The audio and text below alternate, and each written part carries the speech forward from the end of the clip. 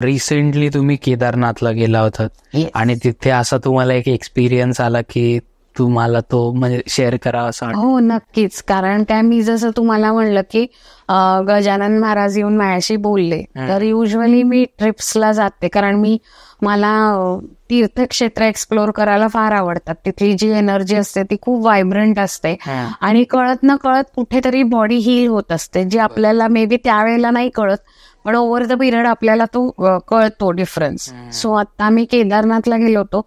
आम्हाला हेलिकॉप्टरचं तर बुकिंग मिळालंच नाही IRCTC वर, पण मग नंतर असं ठरलं की जाऊ दे, जे होईल ते होईल. आणि परत मी म्हणते तसं की आपल्यापेक्षा वरच्याला काळजी जास्त असते. सो त्याला माहित होतं माझ्या 4 मुली तशा काही एवढ्या अशा फिट अँड फाईन नाहीये, सो त्या काही एवढ्या चढत येऊ शकत नाही, पण इच्छा खूप होती दर्शनाची. आणि आम्ही हॉटेलमध्ये गेलो आणि असंच मला जसं मी म्हणलं की मास्टर्स बोलतात माझ्याशी, सो मला असा गायडन्स आला की त्या हॉटेलवाल्याला विचार हेलिकॉप्टर बद्दल. सो मग मी विचारलं तर त्यांनी आमच्यासाठी हेलिकॉप्टर अरेंज केलं. ओके. आणि मग तिथनं आमचं सगळ्या एक्सपिरियन्सची जर्नी सुरू होते. तर आम्ही गेलो तर पोलिसवाल्यांनी अडकवलं कारण आमच्याकडे तिकीट नव्हतं. पण मग मी परत गजानन महाराजांना हाक मारली की मी म्हणलं नसेलच जायचं तर मग इथे कशाला आणलं. आणि मी असं बोलते की एक माणूस आला, त्याने चिठ्ठी दिली, तो म्हणला पोलिसांना दाखवा आणि तुम्ही जा. थोड्या अंतरावर एक माणूस अजून आमच्यासाठी उभा होता, त्याने आम्हाला हेलिपॅडला नेऊन पोहोचवलं. फायनली हेलिकॉप्टर दिसला आणि आम्हाला असं झालं की चला फायनली आता जातोय आपण. आणि तिथे जाऊन आम्हाला त्यांनी सांगितलं की तुम्ही जीपे करा, कॅश नाही घेणार. तर म्हणलं ठीक आहे, म्हणून आम्ही ते पैसे पर्समध्ये टाकले आणि हेलिकॉप्टरमध्ये गेलो. आणि केदारनाथला उतरल्यावर आम्ही सगळे हॅपी होतो. समोर केदारनाथाचं मंदिर होतं वगैरे. आणि जेव्हा रूमवर गेलो तेव्हा आम्हाला शॉक बसला की आमच्या पर्समधनं 23,000 गायब आहेत. कॅश पूर्ण, म्हणजे ज्यांनी कोणी काढली ती अशी गड्डी काढली. सो त्यांनी आम्ही मोजून ठेवले होते 36,000 आणि 23,000 गेले. सो आम्ही 4 जणी होतो. आम्ही खूप डिप्रेस झालो की आता काय, म्हणजे कमीच पैसे होते आणि आमची बद्रीनाथ ट्रिप अजून राहिली. सो पण आम्ही म्हणलं ठीक आहे. मग मी आकाशिक रेकॉर्ड्स ओपन केले तिकडे. केदारनाथला जाऊन मी रेकॉर्ड्स ओपन केले आणि मास्टर्सला विचारलं की बाबा हा काय प्रकार आहे, म्हणजे 23,000 नाही जाऊ शकत असं, मग इम्पॅक्ट होतो. सो मला मास्टर्सनी गाईड केलं की आमच्यावर गंडांतर आहे, गंडांतर पैशाच्या रूपात गेले असं त्यांनी गाईड केलं. पण आता हे सगळं मी बिलीव्ह करू शकते, मी स्पिरिच्युअल पाथमध्ये, पण बाकीच्या तिघींनी का बिलीव्ह करावं.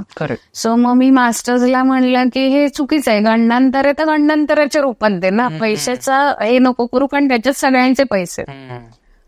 पण आम्ही कुठेच काही कॉम्प्रोमाइज केलं नाही. केदारनाथाचे खूप छान दर्शन घेतले. आदल्याच दिवशी माझ्या मैत्रिणीची बहीण होती, पण तिला काही लिंगाला हात नाही लावता आला, गर्दी खूप वाढली, त्यामुळे त्यांना कळशाचे दर्शन घेऊन बाहेरचं सांगितलं. पण आमचं नशीब चांगलं की भगवंताची कृपा होती, आम्ही पार त्या शिवलिंगाला मध चोळलं, तूप, म्हणजे अगदी सगळं एकदम छान करून आमची निघायची वेळ आली. आता तर तेव्हा माझी मैत्रीण म्हणली की केदारनाथचे सगळ्यांचे एक्सपिरियन्सेस वेगळे आहेत, तर आपण काय जायचं सांगायचं खाली जाऊन. सो मी कलशाकडे बघितलं आणि मी म्हणलं आपण काय सांगायचं, देवाच्या दारी चपत लागले म्हणून, आपले पैसे गेले चोरीला. मग ती म्हणली नाही नाही, आपल्या मागच्या जन्मीचं काहीतरी कर्म असेल, सो गेलं. तर मी म्हणलं प्रत्येक वेळेला मागच्या जन्मीचं कर्म नसू शकतं ना. आणि तिथे मात्र मी म्हणजे परत सिद्धी आहे हे प्रूव्ह झालं की मी कलशाला बघून म्हणलं की मी तुझ्या दर्शनाला खूप आटापिटा करून आले आणि तू ही प्रोसेस बघितली माझी. सो म्हणलं खरंच तू असशील आणि तुझं अस्तित्व असेल तर म्हणलं माझे पैसे मला ऍक्च्युअल कॅश मिळायला पाहिजे, तर मी आयुष्यभर नतमस्तक राहीन, नाही तर मी पुनश्च हात जोडणार नाही म्हणलं तुला. असं मी देवाला म्हणून खाली आले. आणि अर्थात आकाशिकमध्ये मला कळलं होतं की कुठे ऍक्च्युअली प्रॉब्लेम झालाय. सो आम्ही खाली गेलो, तिकडे 2-3 लोकांना सांगितलं की पैसे चोरी हो गए वगैरे असं. मग आम्ही त्या ओनरला भेटलो.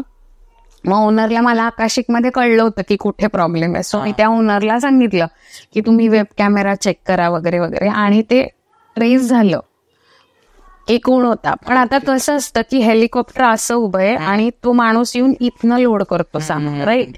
सो तो पैसे काढतो हे नाही दिसलं, पण तो त्या हेलिकॉप्टरच्या तिथे खूप वेळ होता हे दिसलं.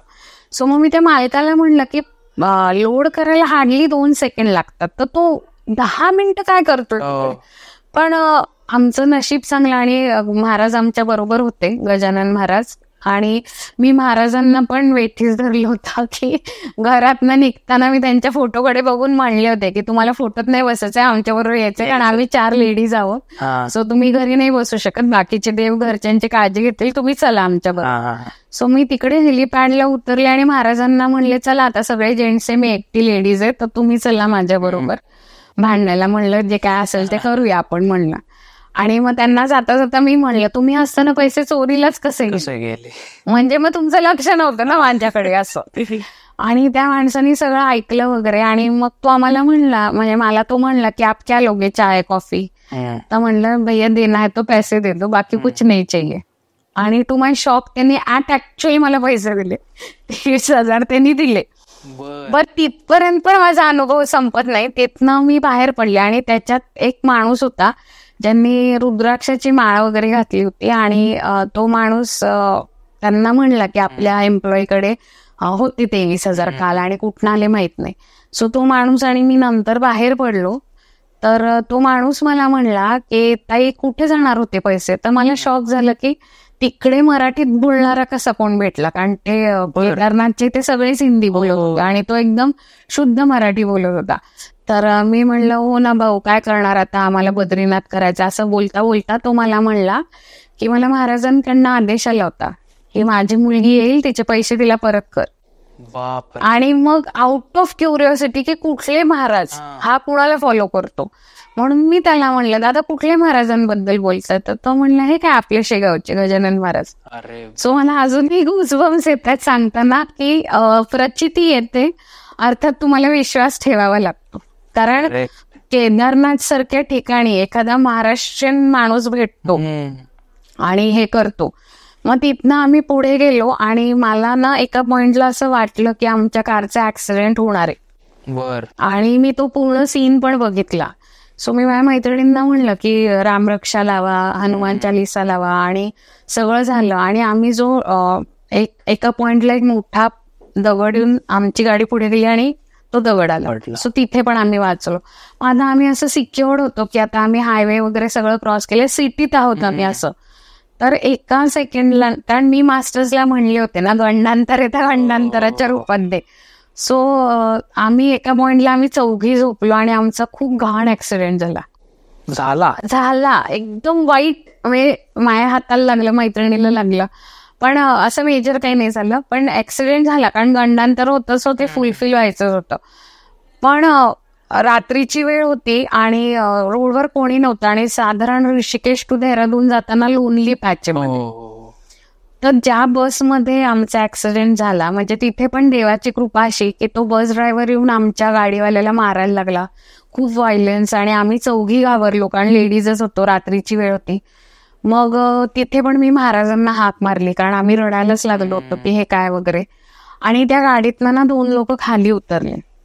पण देवाची कृपा अशी की आधी एक अर्ध्या पाऊण तास किंवा 1 तास आधी आम्ही एका स्पॉटला थांबलो होतो, तर तिथे ती 2 लोक आम्हाला भेटली होती. म्हणजे मला नाही, माझ्या मैत्रिणींना. आणि त्यांनी गाईड केलं होतं की या रोडनी जा, शॉर्टकटनी जा.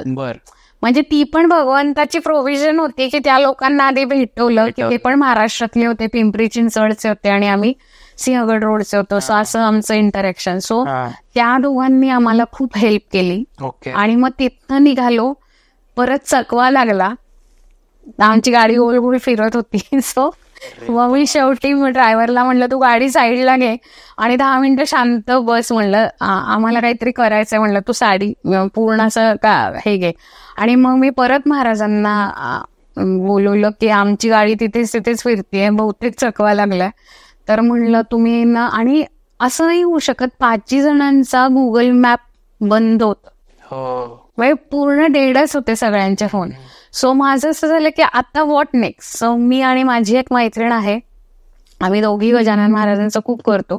तर मी तिला म्हणलं आपण एक काम करूया, गाडी साईडला घेऊया आणि आपण प्रार्थना करूया, नाहीतर गाडीत बसून इथेच राहूया गोल गोल फिर. आणि मग मी तेव्हा महाराजांना सांगितलं की मला नाही माहिती, तुम्ही यायचं, तुमच्या मागे आमची गाडी जाणार, आम्हाला हॉटेलला पोहोचवायचं आणि मग तुमचं तुम्ही जा. सो असं म्हणेपर्यंत एक माणूस आला बाईकवर, त्यांनी विंडोला नॉक केला आणि म्हणला तुम्ही इथे का थांबलाय, म्हणजे आप यहाँ पे क्यों रुके हो. म्हणला हमको हॉटेल नाही मिल रहा है. तर म्हणे कहा जाना है, दाखवला ऍड्रेस. तो म्हणला चलो मेरे पीछे. आता आम्ही म्हणलं पण नाही त्याला की तुझ्या मागे येऊ. तर तो म्हणला चलो मेरे पीछे, आणि आम्ही त्याच्या मागे मागे गेलो.